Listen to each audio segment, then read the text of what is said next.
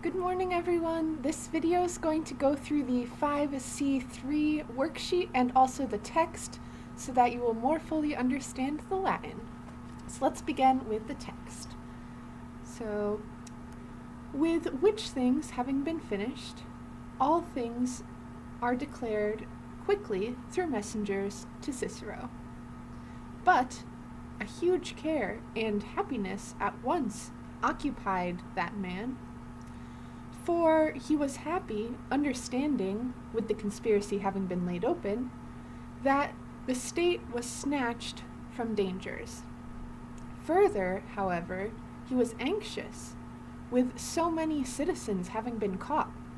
Therefore, he was saying to himself, okay, this next part's a little bit confusing because it includes so many double datives and also datives with impersonal verbs. So if you didn't get it right away, that's all right. We're not going to deal too much with impersonal verbs just because we don't have that much time left in the semester, but eventually you'll get the hang of them if you continue on in Latin. If you don't continue on in Latin, then you never have to worry about them again. So I'll read through it just so you know what's going on, but don't worry too much if the Latin is weird. Also, if you have questions, feel free to ask me. Okay, so here we have. We are going to judge, judicatori sumus, citizens who committed a great crime. We are going to judge them when we will have called them into the Senate. It will be fitting for me to say a sentence. I wish them to be punished. For if there is a sparing to them from us, or by us, it is for a great shame or disgrace, it's good, to the Republic. Nay, rather, unless they will have been punished, I think it is going to be that there will be a harming violently for the Republic. But if I will have demanded the highest punishment, and Roman citizens will die by the order of the consul, the punishment of those men will be for a burden for me. And then we have, nevertheless, it is fitting that I put the Republic before my own safety. If I will have given this sentence, and wicked men will have been killed, at least I will have saved the Republic from these so great dangers. Thus it is pleasing. It is fitting that I, in this sentence, I show myself steadfast. And I do not think that it is going to be, or I do not think that it will be that there is a repentance for me, or I will repent of this constancy ever, at any time. Again, these are very awkward, and I apologize because the Latin doesn't really fit well into English. So do your best with them. Again, if you have questions, please just ask me how the grammar works. Okay, last paragraph. So, therefore, Cicero, with his mind made up, or his mind confirmed, he orders Lentulus to be called to himself, Lentulus and the other conspirators. They come without delay. The consul leads forth Lentulus because he was praetor, consul holding him by the hand or in hand, so he has got Lentulus with his hand. He leads him forth into the Senate. He orders the remaining conspirators, in this case, to come with guards into the house of Concordia, the goddess of concord or harmony. He calls forth the Senate to that place, or he summons the Senate to that place, and he introduces Volturcius, the head of the Allobroges, with the Allobroges.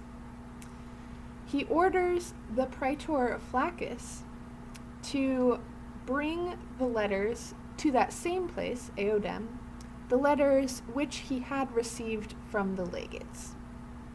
Okay, so that's how the story goes. now we're going to go through the worksheet. Okay, so why is quibus rebus confectis ablative? Well, you'll see quibus rebus confectis has both a noun and a participle, both in the ablative, so it must be an ablative absolute.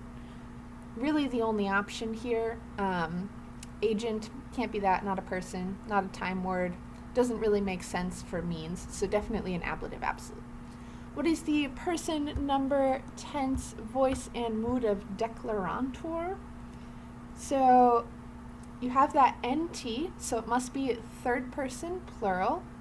It is present tense, which you know because it comes from that present tense stem, and it doesn't have the bontour, which you would expect from imperfect, doesn't have any sort of form that would indicate future. So present tense. It is passive because it ends in that TUR and it's not deponent. So if it was active, it would end in NT. Passive ends in ntor. And the mood is just indicative. So nothing too wild there. What is its subject? Well, we need a third person plural subject. And the only thing in the sentence that is actually nominative is omnia. Omnia is, in fact, neuter plural. So could be a third person plural. Great. Omnia is the subject. All right. Why is coniuratione patfecta ablative? Again, here we have a noun and a participle, both in the ablative, so this is another instance of the ablative absolute. There's a lot of them in here, so hopefully you kind of caught them all as we were going through. Okay, what is the tense and mood of the infinitive? Ereptam esse. Okay, so tense, you can determine from what principal part it is. So here, ereptam esse is from the fourth principal part of eripio, I think. Yep, that's the first principal part. So this is the fourth principal part. So it must be a perfect infinitive because present infinitives always come from that second principal part. Future infinitives would have that urum. So this is definitely perfect infinitive. And what mood is it? Infinitives don't have mood, so my bad, that's a trick question. I meant to ask what voice it is, and it is here passive. So hopefully some of you caught that. If not, don't worry about it, you can just ignore the mood. Infinitive is a mood in and of itself, so it wouldn't have a different mood. Okay, my bad. What noun is the subject of this infinitive? Okay, so you have ereptam, so that am at the ending indicates that it is a feminine accusative singular noun. So we have to find something feminine, accusative, and singular that would agree with ereptam. So you look through, you find civitatem, which is third declension, but it is accusative singular, we know, because of the em. So that could be it. You look up civitas, you find out it's feminine, and then you're all set. Civitatem is in fact the subject. The reason they're both accusative is because it's an indirect statement, so the subject of the infinitive is in the accusative case. Okay. What do we have next? Oh, yes. Why is tantis civibus deprehensis ablative? Again, I told you there would be a lot of ablative absolutes, so here again we have a noun and a participle both in the ablative, so it's another ablative absolute. There's just a lot of them, and I thought it would be nice to quiz you on all of them. Okay, what is the tense and the mood of the infinitive puneri? Messed up again, it should be tense in voice. But tense, we can figure out because it's from that second principal part, so it must be the present infinitive, and mood doesn't exist, but voice does exist. So the voice is passive. If it has that IRI, it is either passive or deponent. Here it's not a deponent verb, so it must be passive. If it was IRE, punire, then it would be active, but it's puniri, so it must be passive. So, present, passive, no mood. Okay, why is it infinitive? Better question. So, we go to line 134. Puniri is part of the sentence ego eos puniri volo. So, I want them to be punished. So it's relying on that volo. Volo is a word that always takes the infinitive. So here it's dependent on the main verb, which is volo. Okay, just skim down here to the next page. What is the person, number, tense, voice, and mood of puniti erunt? So keep in mind that if you have erunt, it's part of that ero, eris, erit, that future form. And so if that's tacked on to the perfect form, that's a future perfect. So here the tense is future perfect. The person and number you can get from the ending of erunt. You have an nt, so that is third person plural, tense future perfect. Voice must be passive because punio is not a deponent verb. And here we are looking at the fourth principal part, which is always passive perfect. So future perfect passive, and the mood is indicative. Okay, why is noceator subjunctive in line 136? So you look to noceator, and then you skim a little bit earlier in the sentence, and you find a fore ut, which we just learned about. So fore ut is setting up the subjunctive here. Why is usu ablative in line 137? So we have cives Romani, the Roman citizens, morientur, will be killed, and then we have usu consulis, by means of or by the order of the consul.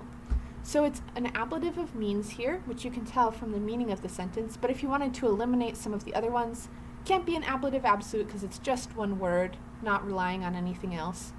Can't be agent because agent is always a person and it has a or ab. Can't be time because order is not a time word, so it must be means. That's the only one left. Okay, why is his tantis periculis ablative though? Here again we have an ablative absolute. We have a noun, we have a participle, they are agreeing and they are both in the ablative, so it must be an ablative absolute.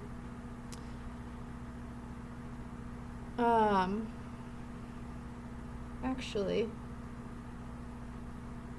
oh, just kidding. We don't have any of those things. Erase the last minute of me talking. Sorry, I can't erase it for you. So here we have a prepositional phrase. I should have looked at the text before talking. So we have ab his tantis periculis. So it's a prepositional phrase. Again, can't be agent because it's not a person, can't be time because it's not a time word. So it is a prepositional phrase. My bad, everyone. Today is not my day. Okay, what is the gender, number, and case of huius constanti? So huius is always genitive singular from hic, haec, hoc. So hopefully you recognize that. You know it's genitive singular. Constantii, also genitive singular, and that indicates that it's feminine because you have that first declension ending, and you can also look up the noun to make sure it's feminine.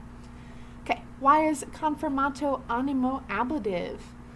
So here, in fact, we do have an ablative absolute, unlike the last one, which is not an ablative absolute. So we have our participle and we have our noun, and they create an ablative absolute. Great. Okay, what is the gender, number, and case of quas? So quas, you can just look up in your qui, qui, quad chart. You will find quas is the feminine accusative plural, that as ending, which we are very familiar with as feminine accusative plural. That's what's going on here. Okay, why is legatis ablative in line 148? Here we have which he had received from the legates or by means of the legates. If you have a or ab plus a person word, that is ablative of agent. Not ablative absolute because there is no participle. Not time because legates are not means of time. It's not means because they're people, so it must be agent. Okay, lastly, what is the person, number, tense, voice, and mood of acaparat? So it is third person singular, which you know from that T ending, OST. It is pluperfect because we have acapi, that perfect stem, plus erat, the pluperfect ending. So this is pluperfect. Voice is active because it comes from the third principal part instead of the fourth principal part. And mood is indicative. Great. Okay. Hopefully you got all of that. If not, please ask me any questions you have, and I will talk to you all later. Bye!